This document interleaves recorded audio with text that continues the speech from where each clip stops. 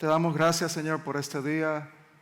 Gracias, Señor, por la oportunidad que nos das de venir aquí para juntos, como tu iglesia, adorar tu nombre.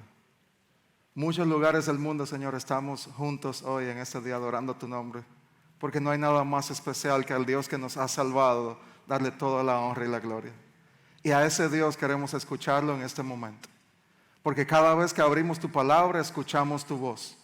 Y te pido que eso sea una realidad hoy, que tú quites toda distracción de nuestras mentes, corazones, e incluso que yo no sea una distracción del mensaje que tú quieres darnos hoy. Bendícenos, Señor, rétanos, confróntanos y consuélanos. En el nombre de Jesús. Amén. Como algunos de ustedes saben, yo nací y crecí en República Dominicana, en una hermosa isla del Caribe. Implica crecer en República Dominicana, crecer en medio de un sol radiante, un calor asfixiante y un amor al béisbol intoxicante.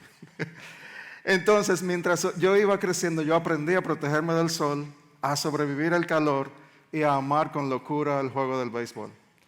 Así que yo tenía ese sueño y esperanza de convertirme en el próximo gran jugador dominicano.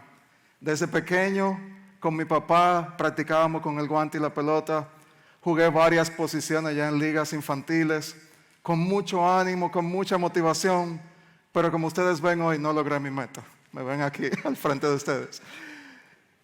Me di cuenta como Salomón que era como perseguir el viento si seguía practicando el deporte, porque en buen dominicano no era bueno para nada practicando el béisbol. Era mi sueño y lo seguía haciendo con mucha motivación. Y hay muchos jóvenes dominicanos y de otros países en todo el mundo que viven sus vidas persiguiendo ese sueño de llegar a las ligas mayores del béisbol. Sacrifican muchas cosas. Quizás yo no sé si hay alguien aquí que ha estado en ligas menores, que ha jugado eso, pero implica muchos sacrificios, salarios muy bajos, viajes de 8 o 9 horas en autobús de una ciudad a otra. Implica dormir en hoteles no muy buenos o incluso alquilar casa y vivir todos juntos para sobrevivir, alejado de su familia. Pero uno se pregunta, ¿por qué lo hacen? ¿Por qué hacen eso? Por el sueño y esperanza de que hay un futuro que es mejor, ¿verdad? Se imaginan estar volando en ese jet privado, en las grandes ligas, o en esos hoteles de lujo, o el mejor salario, o incluso el poder ayudar a sus familias. La esperanza de un futuro los motiva a vivir el presente, que es difícil, con un propósito. Es como los estudiantes, que hay muchos aquí, que miran todo el trabajo que están pasando ahora, lo miran con la esperanza de que un día van a graduarse, de que un día todo eso va a tener un sentido y un propósito. Pero es muy difícil para nosotros como seres humanos poder ir por este mundo bajo el sol sin tener una esperanza futura. Qué difícil y desconcertante es la vida bajo el sol que hemos venido viendo en las últimas semanas. Como hemos venido viendo hasta ahora en Eclesiastés, él dice una y otra vez, nada tiene sentido. Y esta es una realidad del mundo caído en que vivimos. Pero entonces, ¿cómo yo debo vivir el ahora en esta realidad? O sea, yo tengo carne y hueso y me ha tocado vivir en este mundo, en Greenville, Carolina del Sur, hoy. Yo estoy aquí. ¿Qué yo hago aún sabiendo que este mundo no tiene sentido? ¿Cómo debo conducirme? ¿Cuál es mi motivación? ¿Hay algún propósito que mueva mis acciones en el día de hoy? Bueno, pues Eclesiastés 7 nos enseña que en un mundo sin sentido podremos encontrar solamente sentido viviendo sabiamente en el propósito eterno de Dios para nosotros. Y esa es la gran pregunta que estaremos tratando de responder. ¿Cómo puedo vivir sabiamente en un mundo sin sentido? Como ya dije, como hemos visto hasta ahora, el libro de Eclesiastés presenta la vida bajo el sol, toda una perspectiva de vida cuando Dios está ausente. Nada tiene sentido, es como perseguir el viento. Como dije anteriormente, es como un contraste prolongado, el libro completo, entre dos puntos de vista. La vida de Dios y su reino y la vida bajo el sol, abandonando todo lo que implique el Creador impactando tu vida. Y antes de entrar al capítulo 7, hay algo con que Salomón acababa el capítulo 6, que creo que nos va a dar una mejor idea de por qué él lo hace en el 7. Y él acababa de esta forma. Él decía, miren aquí, en la brevedad de nuestra vida sin sentido. Qué pesimista. ¿Quién conoce cómo pasar mejor nuestros días? ¿Vieron que él está haciendo la pregunta ahí mismo que estábamos discutiendo? En esta vida que primero él dice es breve. Va anotando ahí, es breve. Y también te dice no tiene sentido. Él se hace la misma pregunta. En otra versión dice, ¿quién sabe lo que es bueno para el hombre durante su vida en los contados días de su vana vida? ¿Cómo vivimos ahora? Y es ahí al principio del capítulo 7, donde él va a proveer sabiduría. Y el libro hace como un giro. Y ahora en ese inicio del capítulo 7, él hace proverbios. No sé si sabían, pero Salomón también escribió en sus Biblias, que ustedes ven ahí, el libro de proverbios. ¿Qué son los proverbios? Son consejos sabios en palabras cortas y memorables. Yo creo que todas nuestras culturas en algún modo tenemos proverbios en nuestros países, dichos sabios. Pero el proverbio bíblico, dice Salomón en Proverbios 1, el propósito de los proverbios es enseñar sabiduría y disciplina. A diferencia de otros proverbios del mundo, el proverbio bíblico, Proverbios 1:7, dice que es basado en el temor de Dios. El temor de Dios es el principio de la sabiduría. Es como si el maestro nos dijera hoy lo que nos corresponde si verdaderamente tememos a Dios en un mundo sin sentido, es vivir sabiamente con el temor de Dios como base. ¿Cómo puedo vivir sabiamente? Verso 1, capítulo 7. Vale más, comenzaron los proverbios, vale más una buena reputación que un perfume costoso.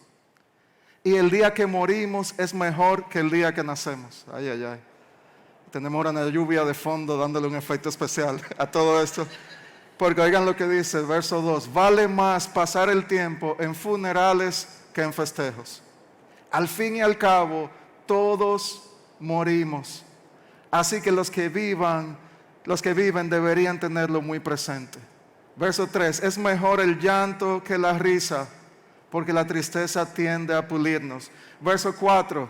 Miren lo que dice. El que es sabio piensa mucho en la muerte, mientras que el necio solo piensa en divertirse. Wow.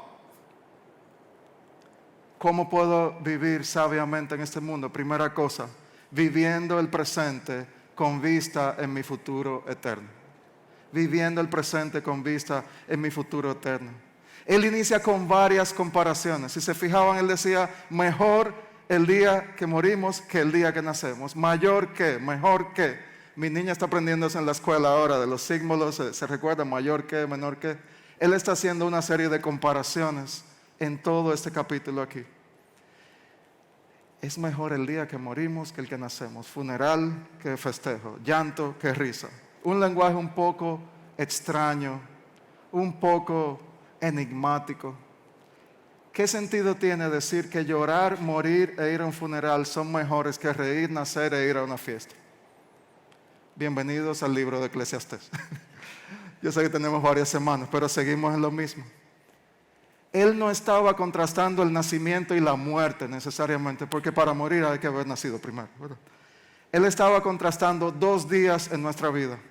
El día en que nacemos y se nos da un nombre, y el día en que morimos y nuestro nombre está en el obituario. El punto que él quería dar aquí, en esos primeros 4 versos, era que en el nacimiento realmente no sabemos, vemos un bebé muy bonito, pero no sabemos en qué se convertirá en esa persona. Tenemos mucho, oramos por el bebé y tenemos muchas expectativas, pero no sabemos. Pero él decía, el día de la muerte, ya tú sabes si esa persona mantuvo su nombre y cuál fue su legado, porque tú puedes mirar hacia atrás. Lo que quiere enseñarnos ahí a nosotros es que la muerte y la adversidad nos llevan a reflexionar en nuestros corazones acerca del rumbo que estamos llevando en nuestras vidas ahora. Nos llevan normalmente a recalibrar nuestros pensamientos y decisiones. Es mucho más probable, no sé si les ha pasado, que en un funeral meditemos en la brevedad y el significado de la vida que en un festejo con un sancocho y todo lo demás. Es mucho más probable. El maestro nos presenta aquí la idea de que la adversidad y la realidad de la muerte, aunque parezca ilógico, irracional, traen sabiduría. Y dice él, tienden a pulirnos. La tristeza tiende a pulirnos, dice él en el verso 3. Como dice el pasaje, al fin y al cabo, todos morimos y mientras vivamos debemos tenerlo presente. ¿Cómo vivo sabiamente? El que vive sabiamente tiene claridad de esta realidad y no solo vive para el aquí y el ahora.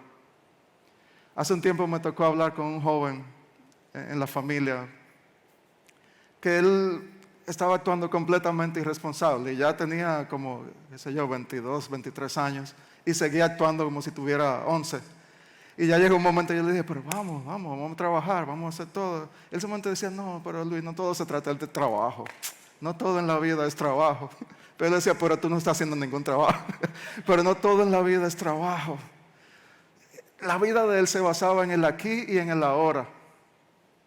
En el aquí y en el ahora, en satisfacer todo lo que yo necesito ahora. Porque en muchas ocasiones nuestra mayor meta es tratar de huir de la adversidad y del tema de la muerte lo más que podamos. Porque mientras más huyamos de la adversidad, más felicidad tendremos. Así vivimos en muchas ocasiones. Estamos afanados en evitar incluso mencionar la palabra muerte.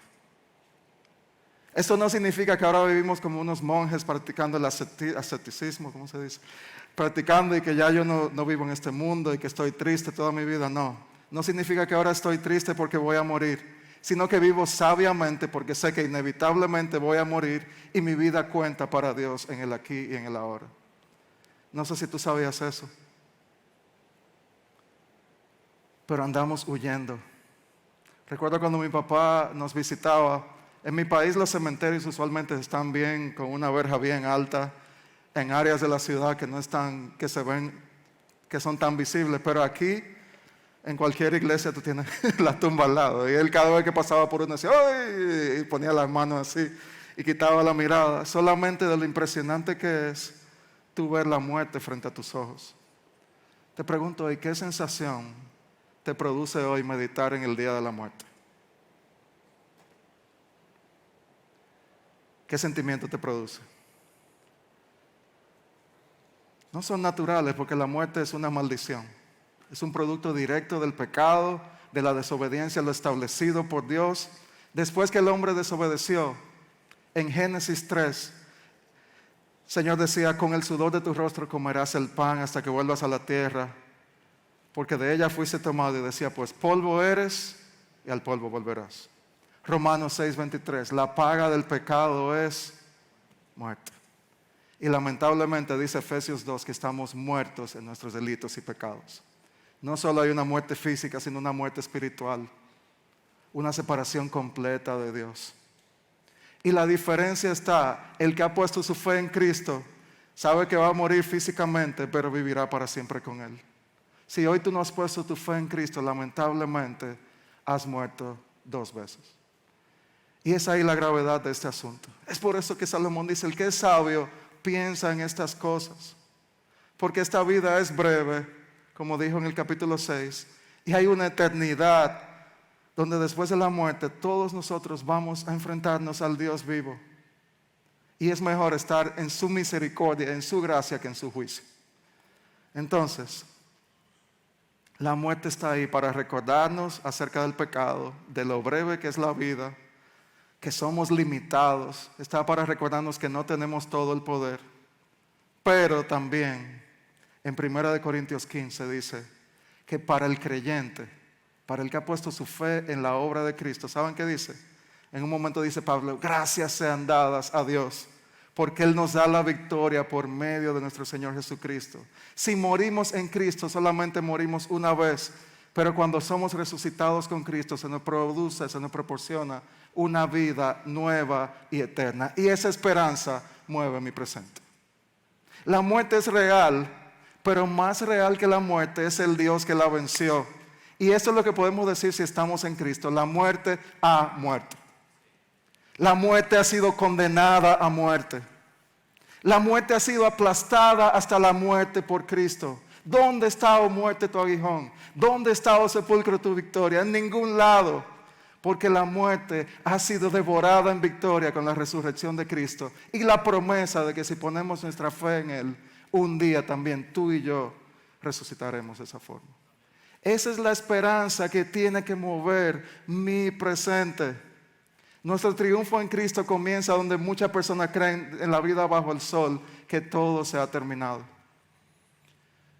Entonces, si la palabra de Dios me enseña con claridad que la muerte física no es el fin, que un día tenemos que rendirle cuenta a Dios, que Cristo es el único que provee la salida y una eternidad, como ya dije, en gloria y no en juicio. Entonces, ¿cómo estoy yo viviendo mi vida hoy en base a esa realidad que quizás si no la conocías, la conoces ahora mismo? Es momento de abandonar la superficialidad de nuestras vidas. Él decía, es mejor el buen nombre que el buen perfume. Es mejor la esencia de quienes somos. La superficialidad de lo externo, de la risa desenfrenada sin sentido, del banquete, del perfume, que al final no tiene ninguna profundidad. Nuestra cosmovisión, la forma en que vemos la vida, cambia de acuerdo en qué tan seguros estemos de cuál es nuestro futuro eterno. Sin Cristo o con Cristo. ¿Qué reflejan las decisiones que estoy tomando hoy?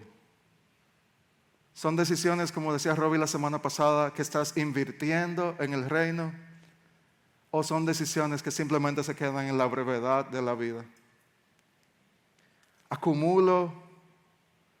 ¿Busco el placer? ¿O estoy realmente invirtiendo en el reino de Dios y su justicia? Recuerden lo que decía el capítulo 3 de Eclesiastés. Él sembró la eternidad en el corazón humano. Entonces, al meditar sabiamente en mi futuro, me doy cuenta que no puedo desperdiciar mi presente persiguiendo la gratificación instantánea. En un mundo tan rápido y tan fácil que todo se obtiene tan instantáneo, si miro mi vida de esta forma, me doy cuenta que no puedo desperdiciar mi vida en la gratificación instantánea. No puedo desperdiciar mi vida tratando solamente de cumplir mis sueños en esta tierra y desechar su voluntad para mi vida. No puedo desperdiciar mi vida encontrando seguridad en mi trabajo, en mis logros, en mis relaciones o en lo que sea. Dice el Salmo 90, aprendamos a contar nuestros días para que traigamos al corazón sabiduría. Aprendamos a contar nuestros días para que traigamos el corazón sabiduría. Es un tema muy profundo, pero al mismo tiempo una esperanza muy grande. Si Cristo no hubiera resucitado, no tuviéramos esperanza para vivir sabiamente en un mundo que no tiene ningún sentido. Y es algo que tenemos que tener bien claro en nuestras mentes y corazones cada día. Pero no solo se queda ahí. A partir del verso 5 siguen las comparaciones. ¿Cómo puedo vivir sabiamente? Primero, viviendo el presente con vista a mi futuro. Segundo, ¿cómo vivo sabiamente? Alejándome de la necedad. Alejándome de la necedad. Él ahora comienza a comparar sabiduría versus necedad, que también él lo hace en todo el libro de Proverbios. Alguien que vive en necedad, si lo definiéramos rápidamente, es alguien que vive obstinado en hacer el mal. David en 2 salmos dice, en 2 ocasiones, dice el necio en su corazón, no hay Dios. En el testimonio que acabamos de ver, la persona dijo, no había Dios en mi familia. ¿Se dieron cuenta? ¿Qué era eso? Necedad. La sabiduría, por el otro lado, es más que conocimiento. Y yo encontré una definición que me gustó mucho, que decía, sabiduría es la voluntad de Dios aplicada en mi vida diaria. Conocer la voluntad de Dios y aplicarla en mi vida diaria. Entonces aquí se están enfrentando esas dos cosas, sabiduría y necedad. No hay Dios o vivo en la voluntad de Dios. Y hay muchas cosas prácticas que vamos a ir rapidito viéndolas porque son muchas, son 29 versos. Y cosas prácticas que nos ayudan a alejarnos de la necedad. Nos alejamos de la necedad aprendiendo a discernir lo correcto. Miren el verso 5. Es mejor ser criticado por un sabio que alabado por un necio. La risa del necio se apaga enseguida como los espinos que crepitan en el fuego. Y decía otra vez, eso tampoco tiene sentido. Qué difícil es para nosotros en muchas ocasiones recibir críticas. Pero aquí este proverbio nos dice que tenemos que aprender a distinguir cuáles son las fuentes de alabanza y crítica en nuestras vidas. La adulación momentánea de un necio, dice Salomón, no tiene sentido. Pero una crítica sabia que sea de acuerdo a la palabra será difícil de escuchar en el momento, pero contiene verdades que serán mucho mejor a largo plazo. Este camino de la sabiduría es un camino largo. Evaluemos hoy, mientras huimos de la necedad, si estamos buscando a propósito la adulación del necio que queremos escuchar, en vez de la exhortación del sabio que necesitamos escuchar. Hay una gran diferencia en eso. Y no sé si ustedes se han visto, se están viendo ahora mismo un momento de su vida en que ustedes necesitan guía de alguien, pero usualmente queremos ir inicialmente al que yo sé que me va a decir lo que yo quiero escuchar. Pero aquí Salomón dice, es mejor ser criticado por un sabio que adulado por un necio. ¿A quién estás tú acudiendo hoy? Nos alejamos de la necedad también, entendiendo que la riqueza material no nos llena, como vimos la semana pasada. Verso 7. Mírenlo en sus Biblias. La extorsión vuelve necio al sabio, el soborno corrompe el corazón. Esa palabra soborno me recordó una compañía constructora gigante de Brasil que en muchos países de Latinoamérica, incluyendo el mío, entregó mucho soborno para conseguir obras. Y eso trajo muchísimas consecuencias negativas en la economía de muchos países. Todo comenzó por un soborno que te llegó en un momento que te hizo hacer cosas que tú no debías. Él dice, el soborno corrompe el corazón. Pero no solo eso, verso 11. La sabiduría es aún mejor cuando uno tiene dinero. Él dice, ok, no es que es malo tener posesiones. Él dice, ambas cosas son de beneficio a lo largo de la vida. Verso 12. La sabiduría y el dinero abren casi todas las puertas. Pero solo la sabiduría puede salvarte la vida. El dinero y los bienes materiales pueden lograr muchas cosas. ¿Se recuerdan de ese anuncio? Para todo lo demás existe Mastercard. ¿Se recuerdan de eso? Pero aquí él dice en el verso 12, la sabiduría preserva la vida de sus poseedores. Mientras que el amor al dinero corrompe el corazón y lleva a la ruina y a la destrucción. Para el necio, perseguir el dinero es el fin de todo. Para el sabio, el dinero es una bendición y una herramienta dada por Dios para administrarla sabiamente. ¿Cómo estoy usando mi dinero hoy? Otra forma, ¿cómo me alejo de la necedad? Verso 8. Moldeando nuestro carácter a la imagen de Cristo. Miren el verso 8. Vale más terminar algo que empezarlo. Vale más la paciencia que el orgullo. Siguen las comparaciones. Verso 9. Controla tu carácter, porque el enojo es el distintivo de los necios. Si me permiten, voy a repetirlo esa vez. Controla tu carácter, porque el enojo es el distintivo de los necios. Verso 10. No añores viejos tiempos, no es nada sabio. Esos versos me dieron bien duro mientras los leía. Enojo, impaciencia, extrañando lo que todo era antes, qué bonito era todo. ¿Quiénes son culpables de eso? Cuando llega la adversidad, el necio se enoja. Cuando no tiene lo que quiere en el momento que lo quiere y de la forma que lo quiere. El enojo viene siendo como esa alarma, esa luz roja, imagínenselo así, de que hay algo que estamos idolatrando mucho.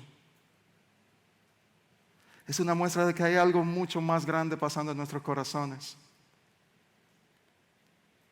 Y es algo con lo que yo lucho mucho. Con enojarme, frustrarme cuando las cosas no salieron como yo esperaba. Y por eso les digo que ese verso de ahí me dio a entender muchas cosas. Controla tu carácter. El Señor en su gracia nos va a fortalecer y nos va a ayudar, pero aquí hay una acción, controla tu carácter. El enojo es el logo, el distintivo, la señal que distingue a los necios de los otros. El fruto del Espíritu debe ser la marca distintiva del creyente. Perseverar en medio de la adversidad con paciencia es una forma de alejarnos de la necedad. Perseverar, paciencia, humildad. ¿Vieron ahí? Vale más terminar algo que empezarlo. Perseverancia. ¿Cuántas cosas nos ayudan a alejarnos de la necedad? Y eso me recuerda mucho mi cuñado, él es doctor, estudió toda su larga carrera de medicina, terminó su carrera y abrió un consultorio. Y me recuerdo cómo era él ir cada día a sentarse en un consultorio y que no llegaban pacientes, porque nadie lo conocía. Y él lo hacía día tras día, y gracias a Dios hoy, unos años después, tiene demasiados pacientes. Pero la idea es que una persona sabia va a moldear su carácter de perseverancia, de paciencia, de luchar contra el enojo y de moldear cada día más a la imagen de Cristo. Como nos alejamos de la necedad también, viviendo vidas balanceadas en el temor de Dios. Miren el verso 15. Él decía, miren, en su autorreflexión, he visto de todo en esta vida sin sentido. Y oigan lo que él plantea ahora. Él dice, he visto jóvenes buenos que mueren y personas malvadas que tienen una vida larga. O sea, ¿quién me explica esto? Y él concluye en el verso 16 una conclusión de la vida bajo el sol. Él dice, mira, no seas ni demasiado bueno, ni demasiado sabio. ¿Para qué te va a pasar toda tu vida en eso? Verso 17, pero por otro lado tampoco seas demasiado malo. Porque ¿por qué morir antes de tiempo? Él decía que la muerte en ocasiones llega de forma humanamente injusta. Pero él le decía en el verso 18, presta atención a estas instrucciones, todo lo que venimos hablando. Porque todo el que teme a Dios evitará caer en ambos extremos. ¿Cómo huimos de la necedad? Viviendo una vida balanceada, y ese balance lo da el temor a Dios y seguir quien Él es. Porque cuando ahí dice jóvenes buenos, personas buenas, no se está hablando ahí de la rectitud moral que Dios nos da cuando nos justifica. Está hablando de personas buenas ante sus propios ojos, ante sus propios estándares. ¿Qué provee el balance entre vivir afanados por una religiosidad falsa y desperdiciar nuestra vida en placeres? El temor a Dios, como lo vimos también la semana pasada. Sigue él diciendo, cómo nos alejamos de la necedad, entendiendo que la sabiduría humana es limitada. Mira lo que él dice, un solo sabio es más fuerte que 10 ciudadanos prominentes de una ciudad. Pero al mismo tiempo que dice de lo fuerte que es el sabio, sigue diciendo, no hay una sola persona en la tierra que siempre sea buena y nunca peque. Es como si él está aterrizando al que está procurando la sabiduría como el fin de todo. Él dice, la sabiduría es muy buena, pero no te libra del pecado. No te libra del poder y de la pena del pecado. Eso solo lo hace Cristo. Verso 23, siempre hice todo lo posible para que la sabiduría guiara mis acciones. Me dije, propongo ser sabio, pero no funcionó. Entonces, esto es un llamado aquí a no presumir en orgullo que ya llegamos, sino que miremos constantemente nuestros corazones con humildad y evaluemos cada una de nuestras acciones. Y finalmente en esa sección él le dice, alejémonos de la necedad. ¿Cómo? Verso 26. En este proceso de descubrir sabiduría, él dijo, descubrí que una mujer seductora, y yo creo que si se leen en Primera de Reyes, Salomón tenía mucha experiencia con mujeres. Él decía, descubrí que una mujer seductora es una trampa más amarga que la muerte. Su pasión es una red y sus manos suaves son cadenas. Los que agradan a Dios, ¿qué hacen? Escaparán de ella, pero los pecadores caerán en su trampa. Nos alejamos de la necedad, ¿saben cómo? Huyendo al pecado. El pecado, yo lo veo ahí como una radiografía del pecado. O sea, él da el ejemplo de la mujer seductora, pero míralo como el pecado en tu vida. Su pasión es una red. Promete mucho. A Eva se le prometió que con un fruto iba a obtener muchísimas cosas. Y el resultado salió del paraíso. El pecado tiene la apariencia de suavidad, de ternura, de llenura, pero al final es tramposo, amargo, enredado y opresivo. Y recordemos hoy, el pecado no es algo con lo que jugamos, racionalizamos y justificamos. Es algo de lo que huimos. Sabiduría de la palabra, escapemos. No te dice, y párate como un hombre fuerte y una mujer fuerte y crúzate de brazos y el pecado huirá de ti. No, huye del pecado. Hubo 2 hombres en el Antiguo Testamento. Uno se llamaba José. En un momento tuvo la esposa de Potifar, uno de los jefes de él, vino y le propuso algo indecente. ¿Qué hizo José? Salió sin ropa, corriendo por la calle. David, un gran hombre de Dios, en un momento estaba ocioso, mirando por un balcón. Miró y siguió mirando y todo terminó en algo muy difícil para él y para el pueblo. Es mucho más sabio y valiente salir corriendo despavoridos de una situación que nos lleve al pecado. Te pregunto, ¿estás tú jugando con el pecado hoy? ¿O es tiempo de tomar con sabiduría, con la ayuda de Dios, la valentía de llamar al pecado pecado en nuestras vidas? Quizá por muchos años hemos estado llamándolo otra cosa, no que me criaron así, no que yo vengo de un país donde las cosas se hacen de esa forma, no es que mira mis circunstancias y yo no lo hago, ¿cómo sobrevivo? Vamos a llamar al pecado pecado y a pedirle a Dios que nos ayude a vivir como Él quiere que vivamos y saben que Él nos va a fortalecer en medio de ese camino, que va a ser más difícil, sí, que el otro, en muchos sentidos. Pero al final, se recuerdan, vivir con vista en la eternidad. No estoy viviendo por satisfacer mi deseo de la hora. Ya no es el tiempo, se lo digo a mis hermanos y hermanas, ya no es el tiempo de seguir viviendo en necedad. Ya no es el tiempo de seguir viviendo como que no hay Dios. Sobre todo cuando podemos pedirle sabiduría para nuestras vidas. ¿Sabían ustedes lo que dice el libro de Santiago capítulo 1? El que quiere sabiduría, ¿saben qué dice? Sencillamente no dice váyase a 80 seminarios y haga 3 doctorados. Dice pídala a Dios y Él la dará abundantemente y sin reproche. ¿Cómo vivo sabiamente? El presente con vista en mi futuro eterno. ¿Cómo vivo sabiamente? Alejándome de la necedad en todas esas formas que dijimos. Y por último, ¿cómo vivo sabiamente? Viviendo bajo el control de Dios. Miren estos versos 13 y 14. Acepta el modo en que Dios hace las cosas.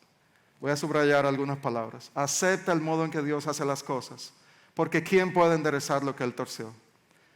Disfruta de la prosperidad mientras puedas, pero cuando lleguen los tiempos difíciles, reconoce que ambas cosas provienen de Dios.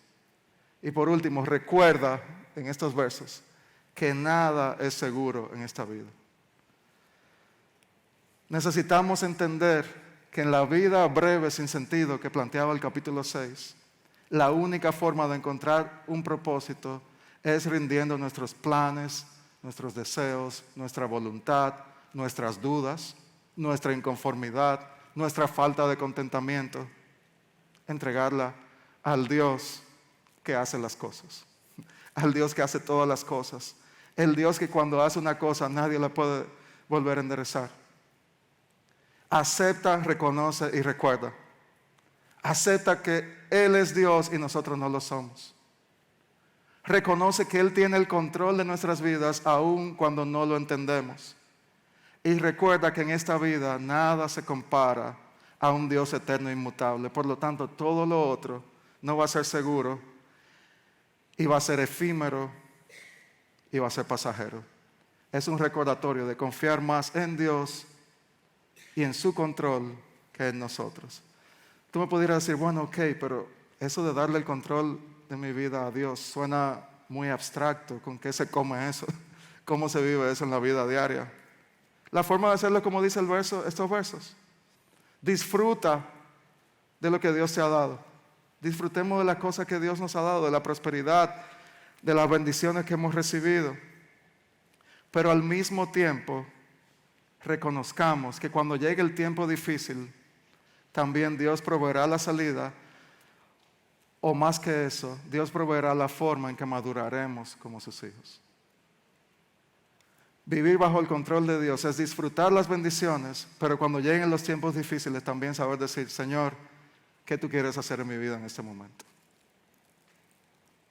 Cuando Dios tiene el control de tu vida, esa búsqueda de felicidad momentánea se transforma en una vida de adoración y temor a Dios, que se traduce, ¿saben en qué? En un gozo muy profundo, que va mucho más allá de como él comenzó el verso 1, de perfumes, que va mucho más allá de sonrisas externas, que va mucho más allá de publicaciones bonitas en las redes sociales. Es un gozo que es profundo y que se cultiva a través del Espíritu Santo, transformando progresivamente nuestros corazones. El verdadero gozo no se encuentra huyendo de la adversidad y del día de la muerte. Se encuentra confiando en el control de Dios. ¿Anhelas tú ese tipo de gozo hoy? ¿Lo anhelas? Entrégale el control de tu vida a Dios hoy. Entrégale el control de tu vida a Dios hoy. Y espero que no suene muy abstracto cuando lo vemos de forma tan práctica aquí. Y él decía en el verso 27, llegué a la siguiente conclusión, dice el maestro. La descubrí después de analizar la ecuación de todos los ángulos posibles. Él sigue haciendo experimentos. Y dice el maestro, aunque lo he investigado una y otra vez, veo que aún no encuentro lo que buscaba. Y aquí viene un verso enigmático, no me crucifiquen por favor. Él dice, hay un solo hombre virtuoso entre 1000, pero ni una sola mujer. No sé exactamente lo que él quiere decir ahí, pero me imagino por el tipo de persona con que él se estaba ligando, eso iba a pasar. Pero en ningún momento quiere decir, cuando Proverbios 31 dice mujer virtuosa, ¿se recuerdan? También, ¿quién la hallará? Pero bueno, acaba el verso 29 diciendo esto. Sin embargo, en todo este buscar y buscar encontré lo siguiente. Oigan, Dios creó al ser humano para ser virtuoso, pero cada uno decidió seguir su propio camino descendente. En otra versión dice, cada uno decidió seguir en sus propias artimañas. Me recuerda mucho al libro de Jueces. ¿Se recuerdan? Cada uno hacía lo que bien le parecía. Y eso mismo es lo que plantea el predicador al final de todo esto. Dios espera que vivamos vidas sabias, prudentes, dependientes en Él, pero cada uno hacemos lo que queremos. Pero gracias a Dios que la Biblia no se acaba en Eclesiastés 7:29. Porque hay otro pero. Pero Dios creó al hombre de esta forma, pero cada uno decidió su camino. Pero dice Romanos 5:8, pero Dios mostró el gran amor que nos tiene al enviar a Cristo a morir por nosotros cuando todavía éramos pecadores. Dios muestra amor al enviar a Cristo a morir, no cuando ya estábamos limpios, no cuando ya todo se arregló, sino cuando todavía éramos pecadores. Y eso es verdad hoy también. Así que si tú has venido aquí, quizá con el pecado abrazándote completamente y no dejándote ver la luz, no dejándote ver un futuro, no dejándote, solamente haciéndote concentrar en el ahora y tapándote todo lo que viene más adelante, te quiero decir hoy que tú puedes poner tu fe en ese Cristo que vino a la tierra. Así como el hombre descendió un camino descendente, Cristo descendió a la tierra para dar vida a personas muertas como tú y como yo. Y Él lo hizo en la cruz del Calvario, donde se unen de manera espectacular la justicia de Dios sobre el pecador y la misericordia y el amor de Dios sobre los pecadores. ¿Y saben quiénes son los beneficiarios de esa obra de Cristo hoy? Tú y yo, si ponemos nuestra fe en Él. Así que te quiero dar esperanza hoy de que podemos tener un futuro glorioso si en el presente, si el día de hoy respondemos en arrepentimiento de pecado y poner nuestra fe en Él. No hay otra forma. No hay otro camino que no sea a través de Cristo. Por eso Pablo decía en un momento en 1 Corintios 15 al final, vivan sus vidas con ánimo, porque nada de lo que ustedes hacen en esta tierra es en vano, nada es inútil. A Dios sí le importa la forma en que vivimos y Él nos dará las fuerzas. Entonces, huyamos de vivir para el aquí y el ahora, huyamos de la necedad, de las vidas orgullosas, de ignorar la voluntad de Dios, de buscar seguridad en esta vida. Y por el contrario, persigamos vivir mirando al futuro, persigamos la sabiduría, la prudencia, someternos al control de Dios y persigamos entender que nada en esta vida es seguro. Dios tiene el control. ¿Listos para vivir sabiamente esta semana? Que Dios nos ayude. Solamente Él puede darnos las fuerzas. Oremos. Gracias, Señor, te damos por este día y gracias, Señor, por tu voluntad en nuestras vidas, que es agradable y perfecta, Señor. Te damos gracias por tu palabra, porque nos habla, nos cambia, nos reta. Y te pedimos, Señor, que hoy, como tú dices en tu palabra, que pidamos sabiduría. Hoy como iglesia pedimos sabiduría a ti, Señor. No podemos hacer nada apartados de ti. Y queremos vivir, Señor, como personas que saben que hay un Dios, que saben que el Dios verdadero eres tú y que sabemos, Señor, que un día estaremos disfrutando para siempre contigo. Y por eso, Señor, queremos vivir un presente que importe, un presente que ayude, Señor, a otros a conocer de tu verdad. Perdónanos, Señor, nuestras faltas y ponemos todas nuestras vidas en tus manos y ayúdanos, Señor, a tomar decisiones valientes hoy de escapar y huir del pecado que nos asedia. En el nombre de Jesús oramos. Amén.